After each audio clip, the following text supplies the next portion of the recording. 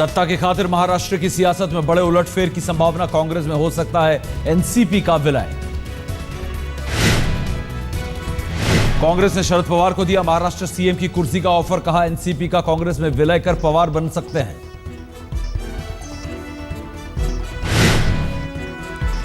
सूत्रों के मुताबिक पर्दे के पीछे कांग्रेस अपने ऑफर पर कर रही है काम, एनसीपी के जवाब के इंतजार में है कांग्रेस आलाकमान।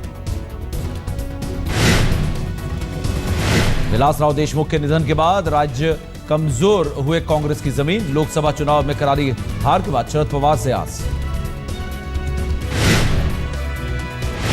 सत्ता की खातिर महाराष्ट्र में सत्ता परिवर्तन भी करने के मूड में कांग्रेस, परिवर्तन की अटकलों के बीच कांग्रेस नेताओं से मिले मुख्यमंत्री पृथ्वीराज चौहान।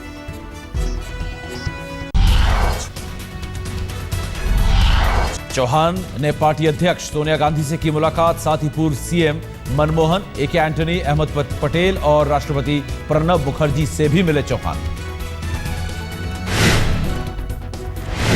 सूत्रों के मुताबिक पृथ्वीराज चौहान ने सोनिया के सामने रखा अपना पक्ष, कहा कुछ पार्टी नेता कर रहे हैं उनके खिलाफ साजिश। सूत्रों के मुताबिक कांग्रेस उपाध्यक्ष राहुल गांधी करेंगे महाराष्ट्र सीएम बदलने पर फैसला, फिलहाल विदेश में है राहुल गांधी। रेल किराया बढ़ाने पर केंद्र सरकार की बढ़ी मुश्किल, एनडीए का घटक दल शिवसेना ने किया किराया बढ़ोतरी का विरोध।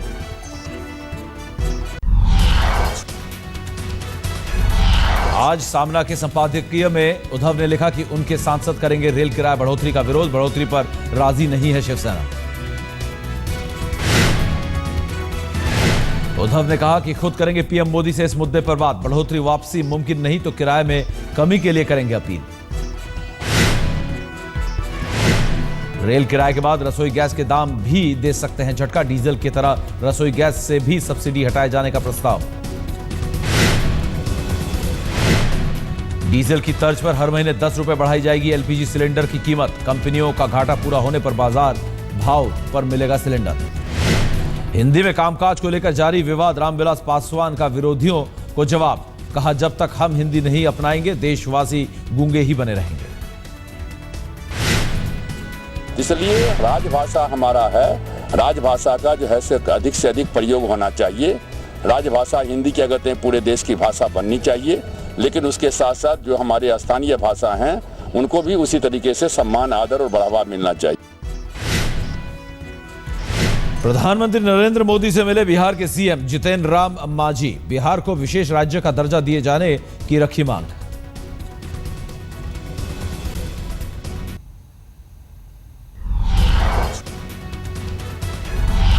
दिवंगत बीजेपी नेता गोपीनाथ मुंडे के लिए मुंबई में प्रार्थना सभा, गृह मंत्री राजनाथ सिंह, उद्धव ठाकरे सहित कई दिग्गज नेता मौजूद। मुंडे के लिए प्रार्थना सभा में एनसीपी अध्यक्ष शरद पवार भी पहुंचे। पवार ने कहा बीड लोकसभा से एनसीपी नहीं उतारेगी कोई उम्मीदवार। साखरेचे वाव पडले पण शेवटी आपण जबाबदार म्हणून आपल्याला निकाल घेतला पाहिजे। आपण भेटूया आणि भेटून मला सांगितलं की कामगारांच्या हिताची जपणूक करणं तर माझं कर्तव्य आहे, पण शेतकरी सुद्धा जगला पाहिजे। मुंडे के निधन के बाद बीड लोकसभा पर होना है उपचुनाव, उनकी बेटी पंकजा के चुनाव में उतरने की अटकलें। चंद्रबाबू नायडू की केंद्र सरकार से अपील, इराक में फंसे आंध्रा के 61 लोगों को निकाले सरकार, सोमवार को विदेश मंत्री से मिलेंगे आंध्र प्रदेश के एनआरआई मामलों के मंत्री।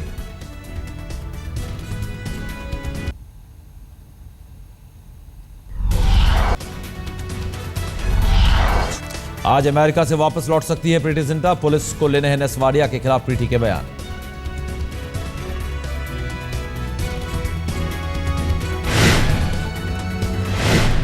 रिपोर्ट दर्ज कराने के बाद अमेरिका चली गई थी प्रीति, पुलिस ने बयान दर्ज करने के लिए दिया था हफ्ते भर का समय।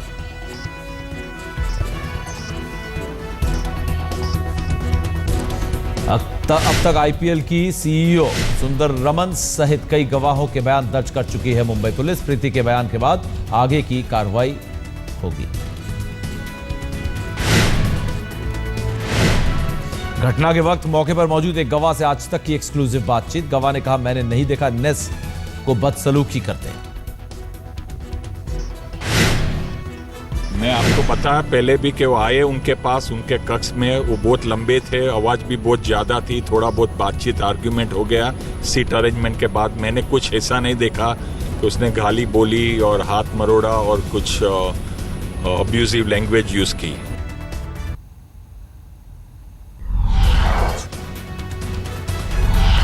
आज फिर कैंपाकोला सोसाइटी पहुंचेगा बीएमसी और पुलिस का दस्ता। घरों के बिजली, पानी और गैस कनेक्शन काटने के बाद ढहाई जाएगी इमारत। शनिवार को भी मुंबई की कैंपाकोला सोसाइटी के गैर कानूनी फ्लैट्स तक पहुंचने में नाकाम रहे बीएमसी अधिकारी। लोगों ने रोका रास्ता। बीएमसी अधिकारियों ने 2 बार सोसाइटी में घुसने की कोशिश की, लेकिन नहीं माने लोग।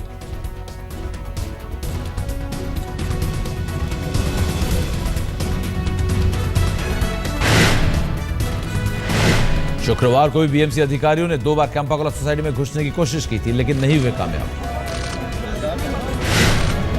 बल का इस्तेमाल नहीं करेंगे, लेकिन उनको बताएंगे कि वो जो कर रहे हो गलत कर रहे हैं, शासकीय यंत्रणा को काम करने नहीं दे रहे हैं, ये तो गलती कर रहे हैं और आज से ज़्यादा देर हमें रोक नहीं सकते हमारी कार्रवाई।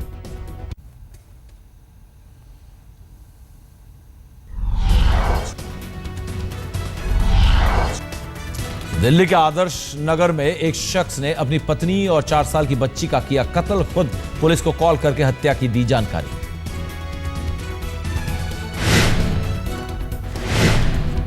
दिल्ली के वेलकम इलाके में देवर ने रची भाभी के गैंग रेप की साजिश। नशीले पदार्थ पिलाकर 3 दोस्तों के साथ बेहोश भाभी का किया रेप। दिल्ली के मुकुंदपुर में छोटे भाई ने बड़े भाई को गोली मार करके हत्या। भाइयों में संपत्ति के बंटवारे को लेकर चल रहा था विवाद।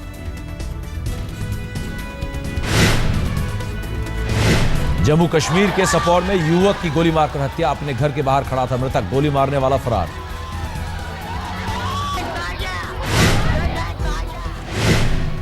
फरीदाबाद पुलिस ने धरे हाईटेक चोर। लैपटॉप सहित महंगी गाड़ियों में आकर घरों के ताले तोड़ के करते थे चोरी।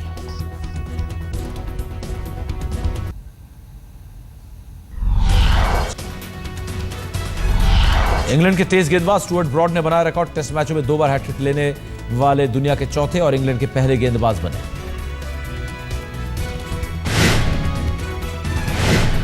फीफा वर्ल्ड कप में ग्रुप एफ के मैच में अर्जेंटीना ने ईरान को 1-0 से हराया। लियोनेल मेसी ने किया निर्णायक गोल।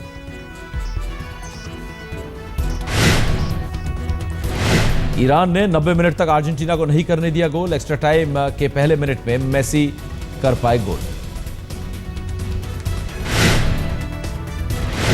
ग्रुप जी के मुकाबले में जर्मनी और घाना के बीच दिलचस्प मुकाबला। दोनों टीमों ने दागे 2-2 गोल। ड्रॉ हुआ मैच।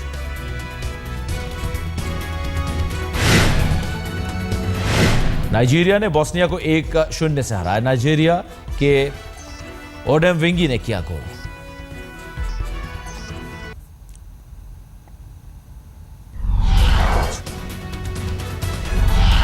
गृह युद्ध की चपेट में आए इराक में आईएसआईएस का फैलता दायरा। सुन्नी आतंकियों ने उत्तर पश्चिमी इराक के रवाह शहर पर जमाया कब्जा।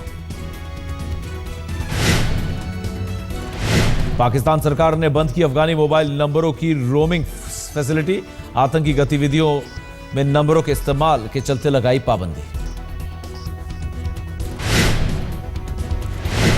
अफगानिस्तान के काबुल में राष्ट्रपति चुनाव में धांधली के खिलाफ हजारों लोग सड़कों पर। उम्मीदवार अब्दुल्ला ने आयोग पर लगाए धांधली के आरोप। दो चरणों में अब्दुल्ला को मिले 45% वोट। गिनती में अशरफ गनी अहमदजई आगे। अब्दुल्ला ने की गिनती रोकने की मांग।